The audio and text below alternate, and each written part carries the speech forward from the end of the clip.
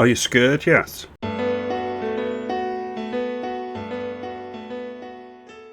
Good afternoon, I hope everyone's well today. Thank you for watching. This is a re-upload. The last one had some audio issues, so I had to apologise. We all know the reason Keir and David Lammy are abolishing jury trials in England and Wales. It's got nothing to do with a backlog. It's got everything to do with getting people through the courts without a jury. That's what it's about. Now, the first thing I want to highlight and remind people of is the Scottish MPs voted with their party to remove the rights of English men and women and Welsh men and women when the legal and the justice system is actually devolved to Edinburgh, so they don't have to answer to this to their own voters because they're not impacted. This isn't what devolution was designed to do, and it's a democratic outrage. Now, something else we need to look at, and I'm going to bring this up now, is that Keir Starmer is very much aware that abolishing jury trials is a problem, because when he was working to get the people involved with bombing the mainland from the IRA off, way back when he was Director of Public Prosecutions, he found the single judge system was flawed, and he actually used that as a basis to get rid of the convictions of these terrorists. So he's very much aware of what the loopholes were and are in the system, and that's why when we get the new trials in England and Wales, which are going to be by magistrates, no jury, they're not going to allow appeals, even though under the current process there's up to a 40% success rate on the appeals. So this is what we're dealing with, and this is who's responsible for removing our ancient rights. Never forget that. Never forget who the real enemy is. So this is the clip that I've seen recently, and this is how Keir and his Stasi, his police, are going to be dealing with people.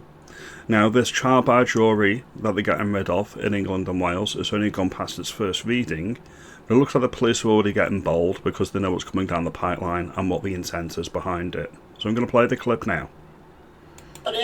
6 armed police locking Lee up for Facebook posts. What an utter joke. Can you believe this?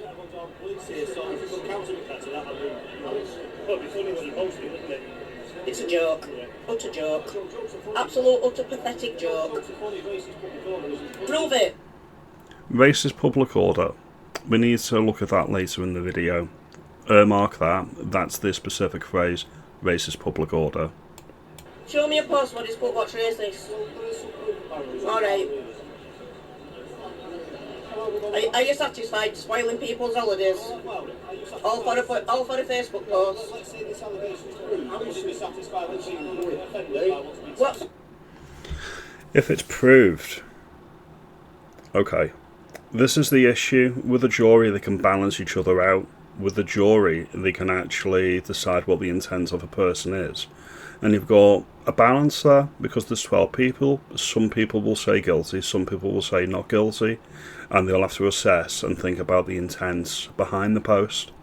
When you've got a single judge, they can't weigh anything against anybody else, they can't debate it with anybody else because it's a singular judge.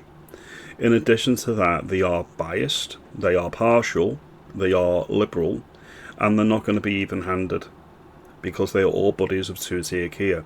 This is exactly what the removal of jury trials is going to do.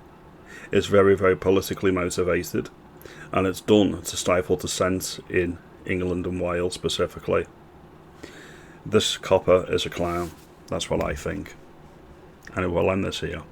So to cap off now, we're going to look at what the police officer mentioned there. He used the phrase racist public order. There's a few things that we need to think of. The Public Order Act, I think it was, that came in the 80s, was originally put in to deal with thuggish football fans. It was to clamp down on football hooliganism in the 80s. It was never designed to police people that may have said something spicy online. Okay, that was never the intent. It was to prevent actual harm and actual violence in public. Now look, it says here, Public Order Act 86, sections 4A and 5, covering threatening, abusive or insulting words or behaviour likely to cause harassment, alarm or distress. Section 18, Part 3A, specifically addressing stirring racial hatred. Racial hatred includes hatred against people based on race, colour, nationality, ethnic or national origin. Section 18 makes an offence to use threatening, abusive or insulting words or materials with the intent to stir up racial hatred. And then the second part is another law, the Communications Act 2003. Section 127 makes an offence to send messages that are grossly offensive, indecent, obscene or menacing. So this is the issue. It's being misused because if someone posts something on Facebook, they're not sending anybody a message. Alright? If someone directly targets somebody and they actually go after them in the DMs, that's different. That's direct messaging.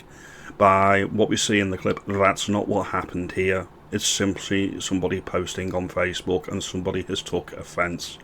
This is a gross distortion of what the laws were there originally to do. This is the thing with the laws, they're so broad that they can mean anything to anybody, including the arresting police officer or the government of the day. This is the thing with unwieldy laws, they need to be specific and we need to pin down specifically what the intent was, so they can't be abused by Prime Ministers like Keir. This is where we're going now, and this is exactly why they got rid of jury duties. They want people to be scared, and they don't want people to be dissenting in public. If you think you've got freedom in the United Kingdom, you're mistaken. You're mistaken. Keir is going to see to that. Now, if you like this video, give me a thumbs up, give me a like and subscribe, comment, and I'll see you in the next video. Have a good day.